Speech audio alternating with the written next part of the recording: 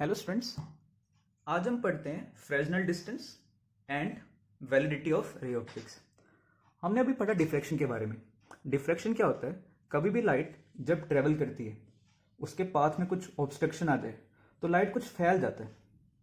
तो मतलब जैसे ये तुम्हारे पास मान लो एक स्लिट आ गया बीच में या ऑब्स्ट्रक्शन आ गया तो लाइट स्ट्रेट पाथ में चलने की बजाय कुछ उसमें बेंडिंग आ जाती है। तो when an aperture hole of size A is illuminated by a parallel beam of light. Light after passing the aperture get diffracted into an angular approximately lambda by A. ये कितने एंगल पे यहां से bending होगी? जो तुम्हारा central maxima रहता है ये हाफ एंगल कितना होता है? दिस इज लैम्डा बाय ए। तो ये लाइट ऐसे आने की बजाय किस तरह बेंड कर गया? इस साइड बेंडिंग होगी।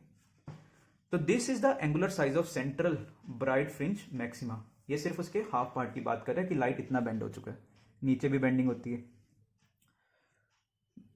Now as the beam progresses ahead, जैसे से बीम आगे जाती है the beam acquires a width of, मान लो यहां से बीम जेड लेंथ आगे चला गया तो उसका विड्थ कितना हो जाएगा? अगर जेड लेंथ गया तो उसका विड्थ कितना हो जाएगा? This width is Z theta. कितना? जेड लैम्डा बाय ए। तो पहले हम क्या कहते थे? रेक्टिलिनियर प्रोपेगेशन ऑफ लाइट, कि सीधा चलना चाहिए, बट ये तो कह रहा है बेंडिंग हो जाता है। Now when we talk about ray optics हम क्या कहते थे? Propagation of light to be rectilinear, but actually the light diffracts as it progresses. Now value of Z when the spreading becomes equal to the size of aperture, जब ये spreading size of aperture के आसपास हो जाए या Z कितना हो जाए? Approximately A square by lambda, हम कहते हैं कि ray optics no longer valid. या हम रे ऑप्टिक्स में सबसे बड़ा पार्ट ये था ना कि रेक्टिलिनियर प्रोपेगेशन ऑफ लाइट, तो वो वैलिड नहीं होती।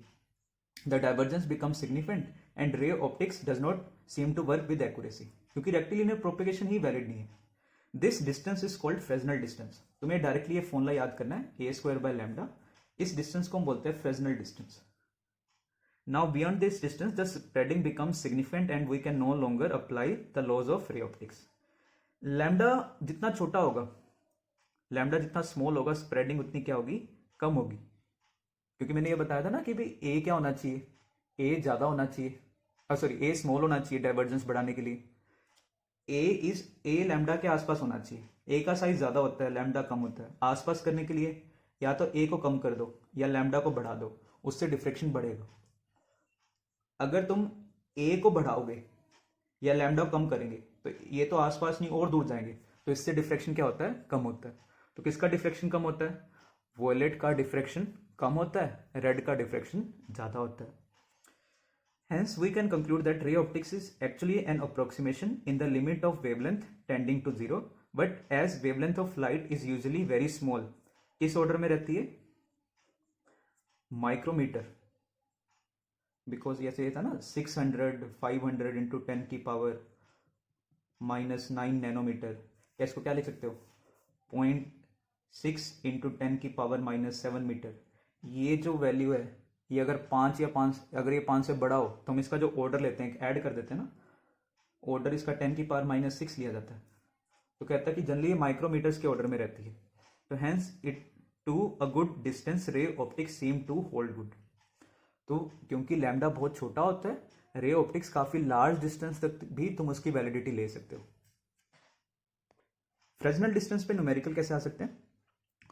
For what distance is ray optics a good approximation when a light is incident on a circular aperture of width 2 mm having wavelength 600 nanometer?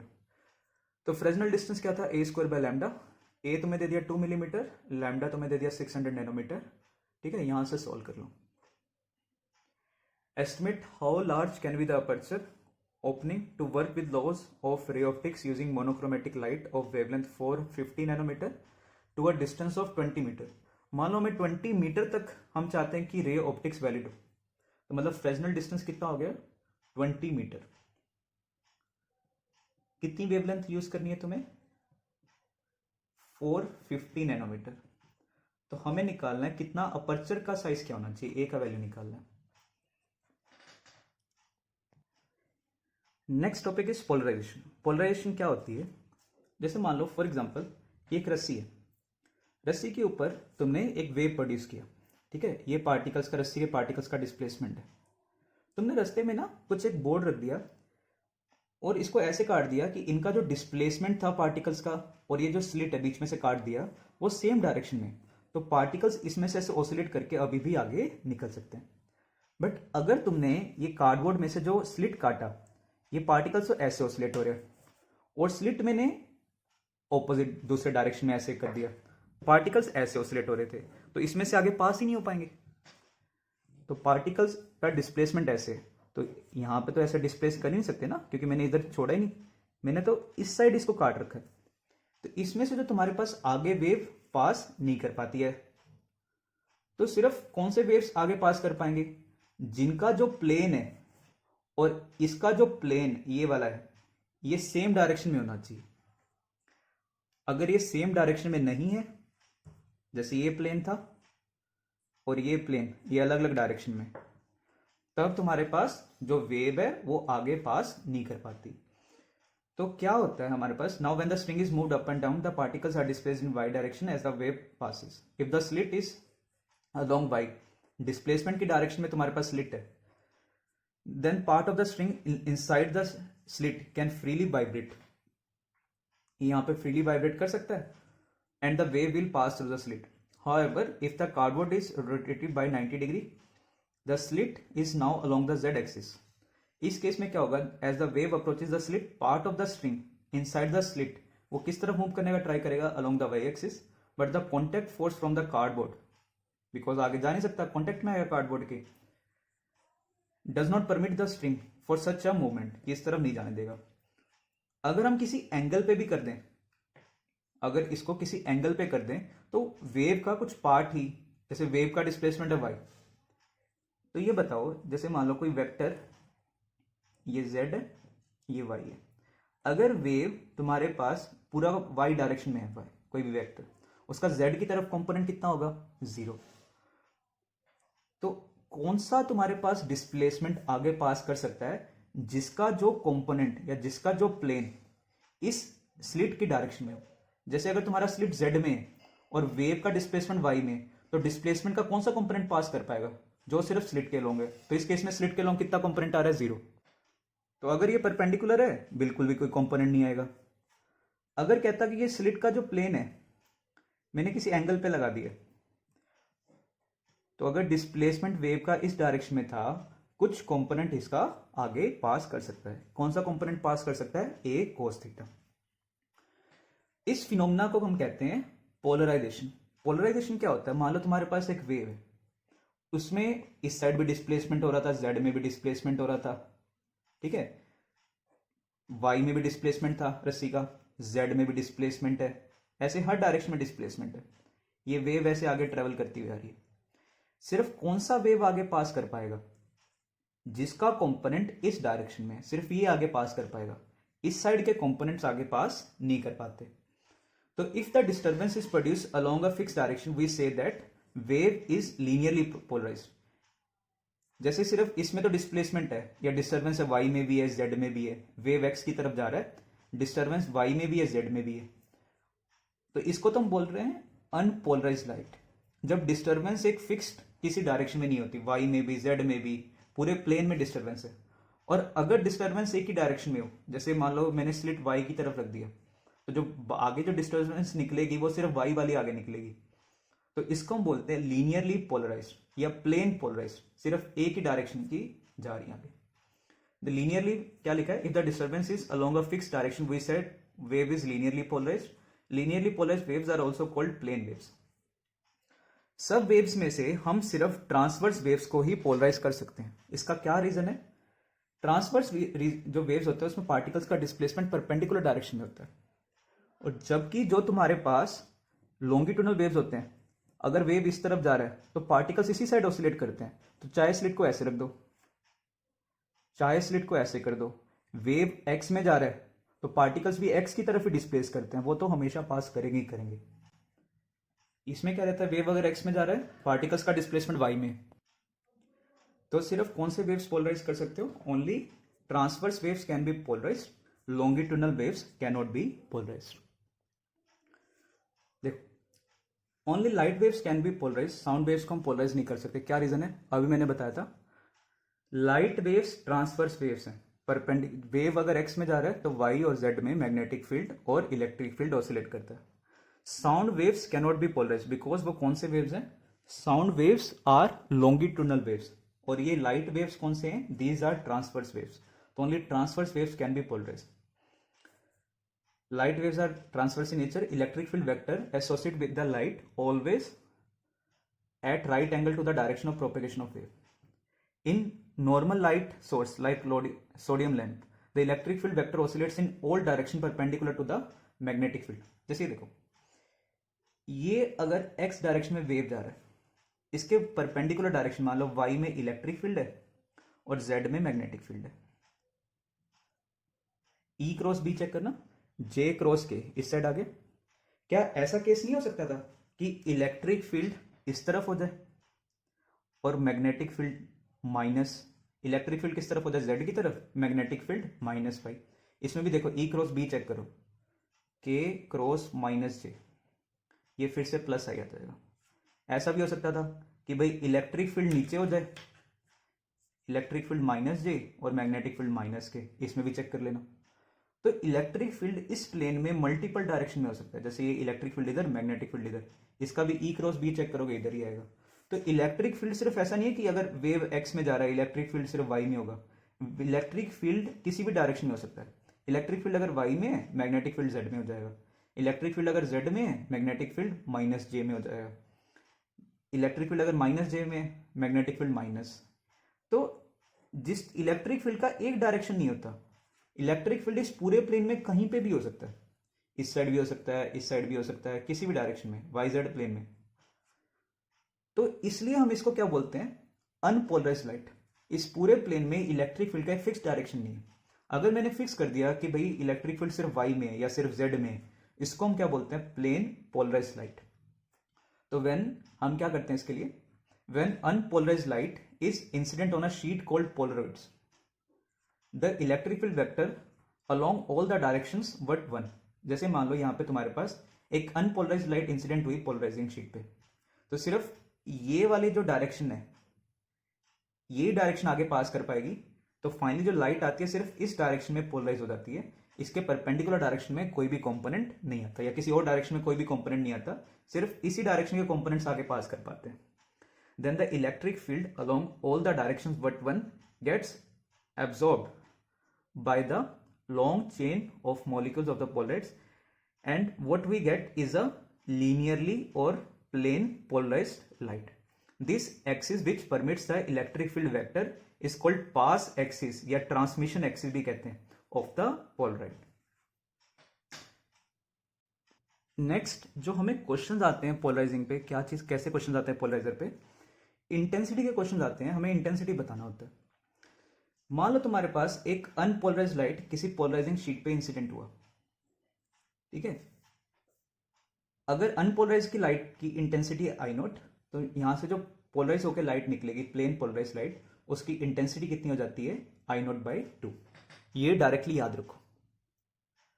तो जैसे इसको एक्सप्लेन कैसे कर सकते हो कि भाई जब तुम्हारे पास लाइट इंसिडेंट होती है, मान लो हमने इसकी ट्रांसमिशन एक्सिस वाई की तरफ चूज कर ली, ये जेड है और वेव तुम्हारी एक्स की तरफ जा रही है, तो पहले लाइट किसमें थी? वाई में। इलेक्ट्रिक फील्ड के कंपोनेंट्स वाई में भी थे, जेड में भी थे, और बराबर बराबर थे सारे प्लेन्स में। बाहर सिर्फ कौन से जा रहे हैं?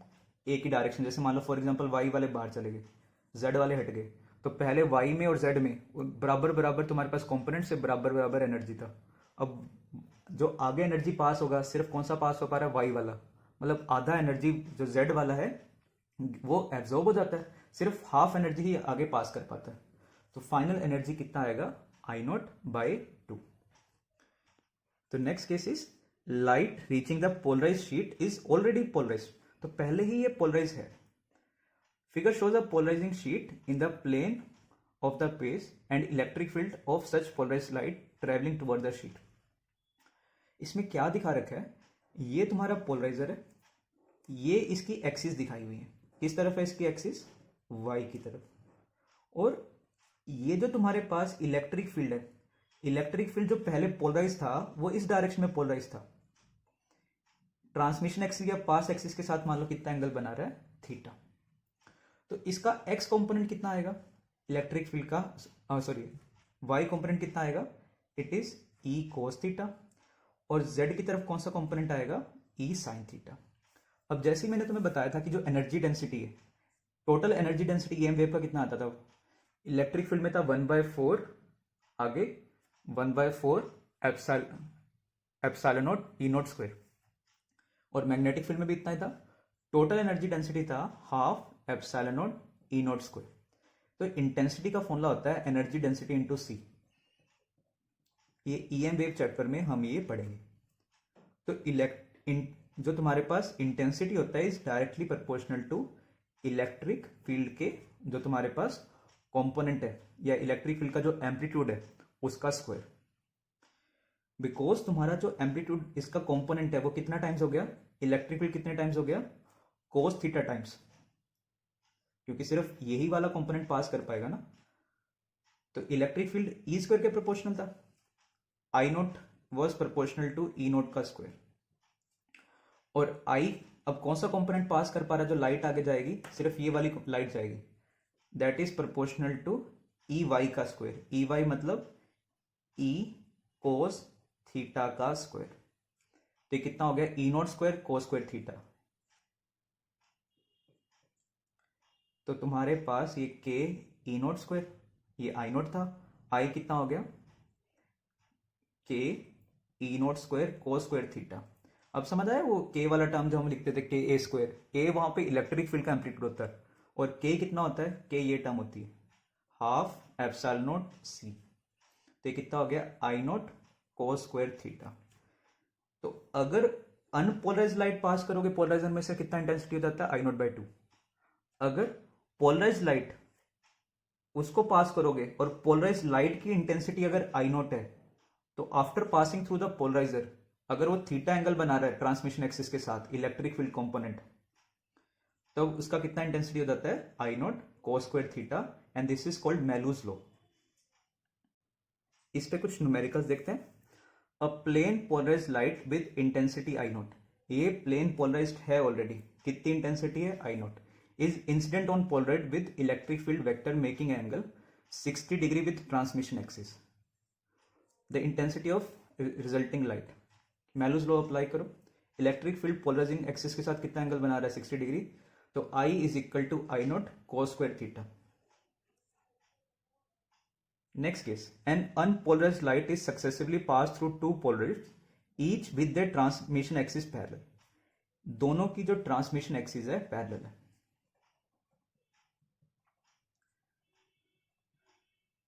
अनपोलराइज्ड लाइट था, मान लो इंटेंसिटी था आई नॉट, ठीक है, अनपोलराइज्ड लाइट का पहले किसी पोलराइड से पास करेगा, कितने भी एंगल हो, कैसा भी कुछ हो, हमेशा इंटेंसिटी कितना आएगा, आई नॉट बाई टू, और किस डायरेक्शन में, ट्रांसमिशन एक्सिस के लॉन्ग, सिर्फ ये कंपोनेंट बचेगा, ठीक है। और इस तरफ फिर इसमें आगे गया। अब पहले जो तुम्हारे पास एक्सिस था ये था, तो पहले जो इलेक्ट्रिक फील्ड के कंपोनेंट्स थे इस तरफ आएंगे। अब नेक्स्ट पोलराइड है उसका भी ट्रांसमिशन एक्सिस यही है, तो अब इलेक्ट्रिक फील्ड के जो कंपोनेंट्स हैं जो आगे गए वो इस एक्सिस के साथ कितना एंगल बना रहे हैं, जीरो। तो अब इंटेंसिटी कितना होएगा, बिफोर पासिंग कितना इंटेंसिटी था, आई नॉट बाई टू। ये ध्यान रखना, मेलूज लॉ में बिफोर पासिंग आई नॉट होता है तो I not cos square theta आता है। अगर before passing I not by two था, अब क्या आएगा, I not by two cos square. इस इलेक्ट्रिक फील्ड और ट्रांसमिशन एक्सिस में कितना एंगल है, 0 डिग्री, तो अभी भी कितना आ गया, आई नॉट बाई टू। इसको ना एक इस तरीके से प्रूव कर सकता हूं, अनपोलराइज्ड लाइट और तुम्हारे पास ट्रांसमिशन एक्सिस में।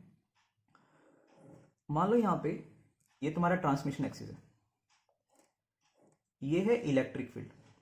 अगर ये थीटा एंगल बनाए, कौन सा कंपोनेंट पास करता है इलेक्ट्रिक फील्ड का, ई नॉट कोस थीटा, या ई कौन सा पास करता है, ई not cos theta.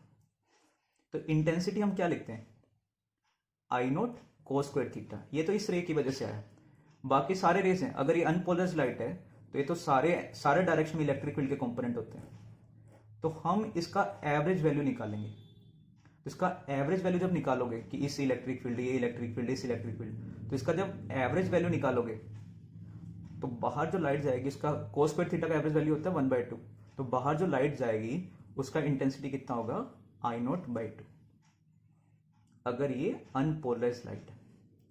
Unpolarise light मतलब इलेक्ट्रिक फील्ड वेक्टर ये प्लेन में हर डायरेक्शन में होते हैं। नेक्स्ट एग्जांपल देखो, एक अनपोलराइज लाइट है, इंटेंसिटी आई नॉट। हमने अभी क्वेश्चन करा था जिसमें ट्रांसमिशन एक्सिस पैरेलल थे, एक ये भी एक्सिस और ये एक्सिस पैरेलल थे। यहाँ पे ट्रांसमिशन एक्सिस एक दूसरे के परपेंडिकुलर है, ये फर्स्ट ट्रांसमिशन एक्सिस, ये सेकंड। तो कितना इंटेंसिटी फाइनली आएगा? तो पहले आया आई नॉट, फाइन फर्स्ट, इसके बाद इंटेंसिटी होगा आई नॉट बाई 2। अब इलेक्ट्रिक फील्ड इस तरफ है, ये ट्रांसमिशन एक्सिस के साथ कितना एंगल बना रहे हैं? 90। तो फाइनली कितना आएगा? I not by 2 cos square 90। ये कितना हो गया? It is 0। Next case unpolarise light है, इसमें अब 3 दे रखे हैं मैंने। अनपोलराइज लाइट है, इंटेंसिटी आई नॉट। सबसे पहले कितना हो गया? आई नॉट बाई 2, चाहे किस भी साइड हो, आई नॉट बाई 2।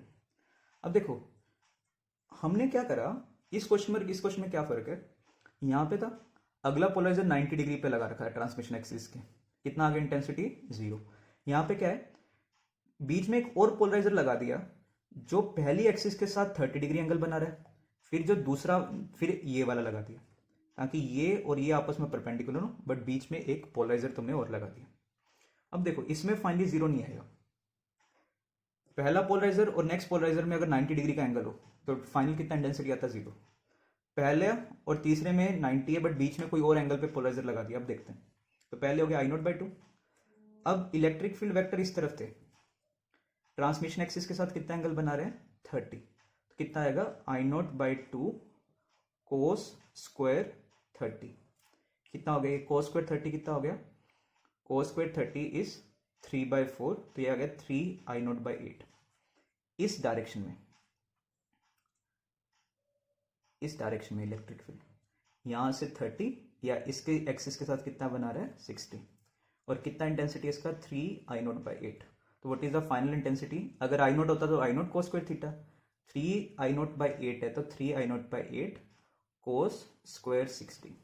कोस स्क्वायर 60 हो गया कितना? 1/4। तो this is 3 I not by 32। कौन सी डायरेक्शन में? इस एक्सिस के पैरेलल। ठीक है, सिर्फ ये कंपोनेंट्स बचेंगे। ये 2 एरो क्यों दिखाते हैं? ऊपर वाले कंपोनेंट और नीचे भी हो सकते हैं, ये 2 कंपोनेंट्स बचेंगे।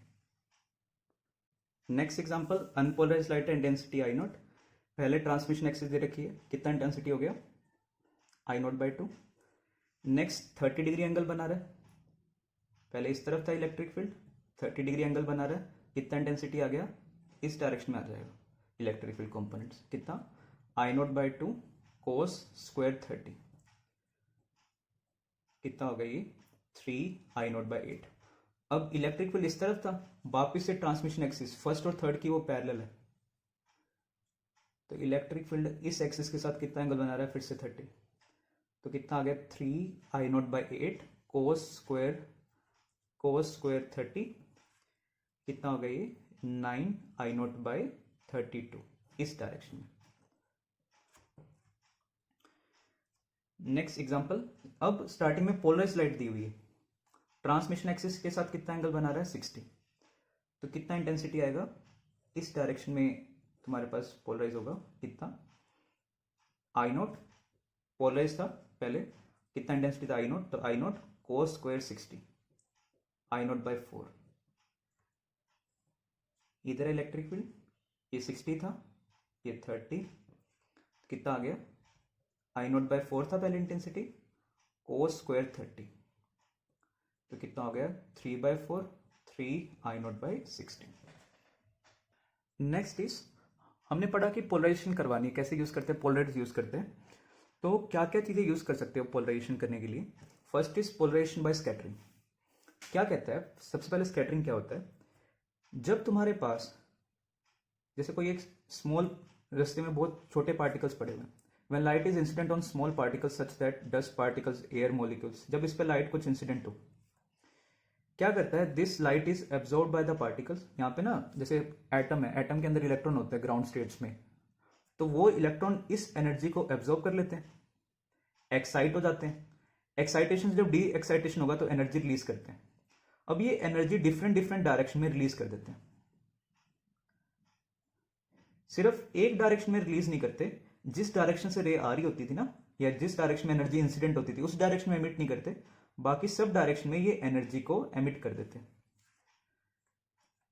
It is absorbed by the electrons in the molecules, hence electron start vibrating. These vibrating electrons, अगर कोई भी चार्ज ऑसिलेट करे या एक्सेलेट करे, जब एक चार्ज एक्सेलेट करता है वो इलेक्ट्रोमैग्नेटिक वेव्स एमिट करता है, या ईएम वेव या एनर्जी या लाइट एमिट करता है in all directions accept in its own line of vibration. जिस तरह वो खुद वाइब्रेट कर रहा है उसके उस डायरेक्शन में नहीं करता। This emitted radiations scattered in direction perpendicular to the incident light. ये इंसिडेंट लाइट मान लो इधर से आया था, ऐसे इंसिडेंट लाइट आ रहा है, इस लाइट के परपेंडिकुलर डायरेक्शन, इधर भी हो सकता है, इधर भी हो सकता है, बाहर की तरफ भी हो सकता है, तो इस डायरेक्शन में जो भी तुम्हारे पास लाइट वो एमिट करता है, the emitted radiation scattered in direction perpendicular to the direction of incident ray, incident ray से परपेंडिकुलर डायरेक्शन में, is plane polarised. Light in all other direction are partially polarised. ये फुली पोलराइज होती है। This scattering किसने बताया था? CV Raman ji ने बताया था इन 1920, और इसी के लिए इन्हें नोबेल प्राइज मिला था। Last is polarization by scatter reflection. Reflection से भी हम पोलराइजेशन कर सकते हैं। क्या कहता है? When a light wave is incident on the boundary of a medium, a part of light wave is reflected back. यहां पे जब कोई भी लाइट इंसिडेंट होगी, मैंने तुम्हें बताया था 3 फिनोमेना होते हैं, reflection, transmission, absorption. Reflection, transmission क्या हो गया? रिफ्रैक्शन, अगले मीडियम में चल जाना, या एब्जॉर्प्शन हो जाता है। तो part of the light is reflected back into the medium, and कुछ पार्ट क्या हो जाता है? Is refracted in the other medium. When unpolarised light, ये अनपोलराइज्ड लाइट है, इज इंसिडेंट, इस तरीके से इंसिडेंट हो कि तुम्हारा जो रिफ्लेक्टेड रे है और रिफ्रैक्टेड रे है, अगर इनमें एंगल 90 डिग्री हो जाए, हमारे पास कोई रे आया, ये रिफ्लेक्टेड रे गया, ये रिफ्रैक्टेड रे गया, अगर इनमें एंगल हो जाए 90 डिग्री, तो जो रिफ्लेक्टेड लाइट है इज फुली पोलराइज्ड या प्लेन पोलराइज्ड, रिफ्लेक्टेड वाली पार्शियली पोलराइज हो जाती है। अब हम ये प्रूव भी कर सकते हैं कि भाई आई का वैल्यू निकाल लो। ये अगर आई पे आ रही है, इंसिडेंट एंगल आई है, तो रिफ्लेक्टेड एंगल भी आई होगा। देखो, इंसिडेंट एंगल अगर आई है, रिफ्लेक्टेड एंगल भी आई होगा, और ये है रिफ्रैक्टेड एंगल। ये मैं कह रहा हूं इनमें एंगल है 90, तो आई और आर में क्या रिलेशन हो गया? R is equal to I plus 90 plus R is 180, या आर इज 90 माइनस आई। अब एक बार स्नेल्स लॉ लगा लो। मान लो ये एयर है और ये कोई म्यू है, तो 1 sine I is equal to mu sine R. Sine R कितना है? 90 माइनस आई, ये हो गया कोस आई, तो tan I is equal to mu, या I is equal to tan inverse mu. इस एंगल को बोलते हैं ब्रूस्टर एंगल, और इस लॉ को हम क्या कहते हैं? Brewster law. क्या कहता है? ये कहता जब कहता कोई भी unpolarised light is incident at Brewster's angle on the interference of two medium, only part of the light with electric field vector perpendicular to the plane of incidence. जैसे ये लाइट आ रही है, इस प्लेन में इलेक्ट्रिक फील्ड होगा। देखो, जैसे मान लो ये अपनी एक्स एक्सिस होगी, ये वाई एक्सिस होगी, ये बाहर वाली जेड, तो कौन से इलेक्ट्रिक फील्ड वेक्टर जो इस प्लेन के परपेंडिकुलर है, जैसे एक्स, ये वाई, जो सिर्फ जेड वाले कंपोनेंट होंगे वो ही सिर्फ रिफ्लेक्ट होते हैं। ये वेव आ रहा है, एक कंपोनेंट होगा इस प्लेन में, एक कंपोनेंट होगा इस प्लेन के परपेंडिकुलर, तो जो इस प्लेन के परपेंडिकुलर कंपोनेंट्स हैं, electric field vector perpendicular to the plane of incidence will be reflected. अगर मान लो तुम ऐसा कोई पोलराइजर यूज कर लो कि भाई जिसमें से तुम पहले इसे पोलराइज कर दो, सिर्फ ये कंपोनेंट अगर होते, इस प्लेन वाले कंपोनेंट होते, इस प्लेन के परपेंडिकुलर कंपोनेंट होते ही ना, तुम्हें रिफ्लेक्टेड लाइट ही नहीं मिलेगा। क्यों? सिर्फ परपेंडिकुलर कंपोनेंट ही रिफ्लेक्टेड होते हैं, और अगर परपेंडिकुलर कंपोनेंट मैं पहले ही हटा दूं पोलराइजेशन करके, तो तुम्हारे पास रिफ्लेक्टेड लाइट बिल्कुल ही खत्म हो जाएगी। You will observe no reflection and there will be only total transmission of light.